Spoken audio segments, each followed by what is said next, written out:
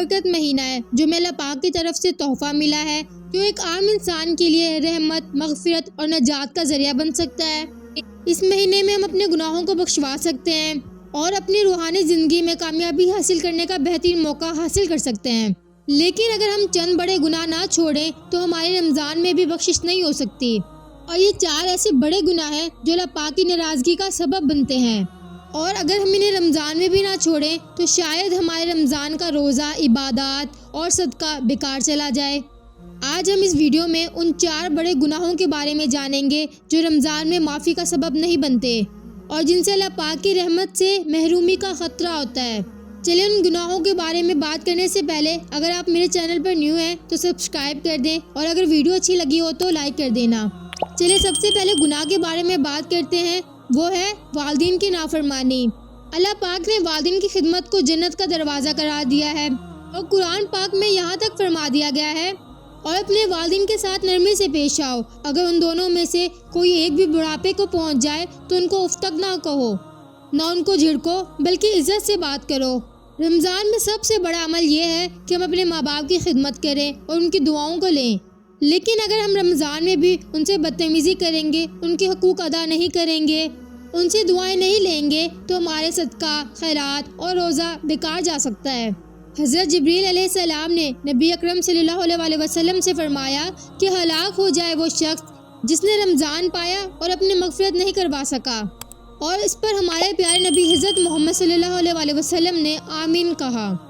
تو سوچیں، اگر ہم اپنے والدین کی نافرمانی کے ساتھ رمضان گزاریں گے تو ہماری عبادات، روزہ کیسے قبول ہوگا؟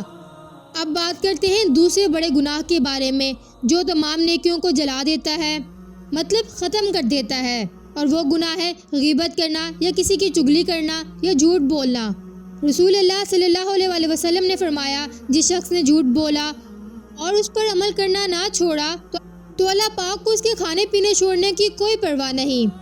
آج کل رمضان میں بھی بہت سے لوگ ایسے ہیں جو جھوٹ بولتے ہیں، جھوٹ بول کر اپنا مال بیچتے ہیں، یا کسی اور بات میں جھوٹ بولتے ہیں، یا کسی کی غیبت کرتے ہیں، کسی کی برائی کرتے ہیں، الزام لگاتے ہیں، یا گپ شپ میں دوسروں کا مذاق بناتے ہیں۔ تو یہ سب روزے کی تمام برکت کو ختم کر دیتا ہے۔ آپ خود سوچیں کہ جو لوگ جھوٹ بولتے ہیں روزہ رکھ کر، کیا ان کے روزے قبول ہوں گے؟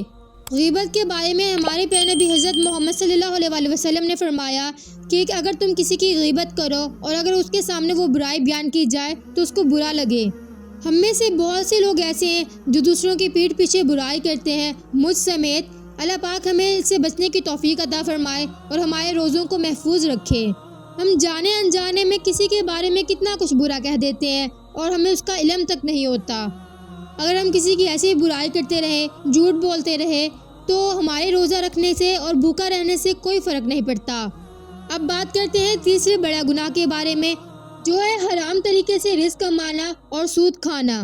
رسول اللہ صلی اللہ علیہ وسلم نے فرمایا کہ اللہ پاک نے تجارت کو حلال اور سود کو حرام قرار فرمایا ہے، لیکن افسوس کی بات ہے کہ رمضان میں بھی کچھ لوگ ایسے ہوتے ہیں جو سود کا کاروبار کرتے ہیں، سود کے ذریعے کمائی کرتے ہیں، جو لوگوں کا حق مارتے ہیں اور لوگوں کو دھوکہ دیتے ہیں۔ یہ سب کچھ سود میں آتا ہے اور یہ تمام رزق حرام ہو جاتا ہے، تو اس کے ساتھ کوئی بھی نیک عمل قبول نہیں ہوتا۔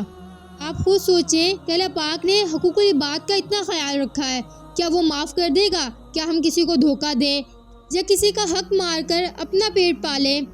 ہرگز نہیں۔ تو اپنی کمائی کو آپ کو چاہیے کہ آپ حلال کریں۔ نبی اکرم صلی اللہ علیہ وسلم نے فرمایا، جس جسم کو حرام کمائی نے پالا ہو وہ جنت میں داخل نہیں ہوگا۔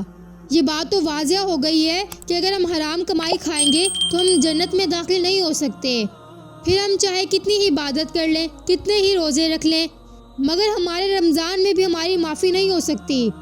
اب بات کرتے ہیں چوتھے بڑے گناہ کے بارے میں جو بڑے گناہوں میں شامل ہوتا ہے، اور وہ ہے اپنے رشتہ داروں کے ساتھ صلہ رحمی نہ کرنا، قطع تعلق کر لینا۔ قرآن پاک میں اللہ پاک نے فرمایا، جو اللہ پاک کے حکم کے مطابق رشتے جوڑتے ہیں تو ان پر اللہ پاک کی رحمت ہے، اور جو اللہ پاک کے حکم کے بنا رشتے توڑتے ہیں تو ان پر اللہ پاک کی لعنت ہے۔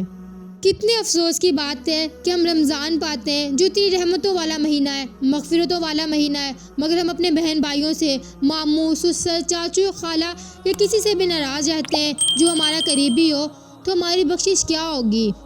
رمضان تو محبتوں والا مہینہ ہے، اور اگر ہم اپنے دل سے کسی کے لیے برائی ختم نہیں کریں گے یا کسی سے نفرت ختم نہیں کریں گے تو ہمارے روزے کس کام کے؟ رمضان تو آتا ہی اس لیے کہ محبت بڑھا سکے، محبت قائم کر سکے، چاہے وہ غریب اور امیر کی ہو، چاہے وہ آپسی تعلقات کی ہو۔ اور اگر اس کے باوجود بھی ہم روزہ رکھنے کے باوجود بھی، رمضان ہونے کے باوجود بھی ان سے تعلق قائم نہ کریں، ان کو معاف نہ کریں، تو ہم کیسے ہمارے روزے قبول ہو سکتے ہیں؟ آپ اپنا فیصلہ اللہ پاک پر چھوڑ دیں۔ اگر کسی نے آپ کے ساتھ برا کیا ہے، بس آپ ان کو معاف کر دیں۔ آپ اپنے ایگو کو سائڈ پہ رکھ دیں اور اللہ پاک کے لیے جھک جائیں، اور جو اللہ پاک کے لیے جھک جاتا ہے، اللہ پاک اس کو عزت نواز دیتا ہے۔ اگر آپ کا مخالف آپ سے معافی نہیں مانگ رہا تو آپ معافی مانگ لیں، آپ ان کو معاف کر دیں۔ چلیں اس ویڈیو کا اختتام کرتے ہیں۔ اس ویڈیو کے اختتام پر کچھ باتیں کرنا چاہوں گی کہ اگر ہم واقعی چاہتے ہیں کہ ہماری رمضان میں بخشش ہو جائے، معافی ہو جائے اور اللہ پاک ہم سے محبت کرنے لگ جائے، تو ہم ان 4 گناہوں کو چھوڑ سکتے ہیں، اور یہ گناہ ہمارے اپنے ہاتھوں میں ہے۔ اس کو ہم کنٹرول کر سکتے ہیں، اپنے نفس پر قابو پا سکتے ہیں۔ ہمیں چاہیے کہ ہم والدین کی نافرمانی کرنے کے بجائے ان کی دعائیں لیں، رشتہ داروں سے تعلق بنائیں، غیبت چگلی کرنا چھوڑ دیں اور حلال کمائی کمائیں۔ اور یہی رمضان کا اصل پیغام ہے۔ اگر ہم ان گناہوں کو چھوڑ دیں تو ہماری رمضان میں معافی اور بخشش ہونے سے کوئی نہیں روک سکتا۔ اللہ پاک سے دعا ہے کہ اللہ پاک ہمارے گناہوں کی معافی کرے اور ہمیں رمضان کو پاکیزہ طور پر گزارنے کی توفیق عطا فرمائے۔ اگر آپ چاہتے ہیں کہ اس پیغام کو مزید لوگ بھی سنیں تو اس کو شیئر کریں، صدقہ جاریہ سمجھ کر۔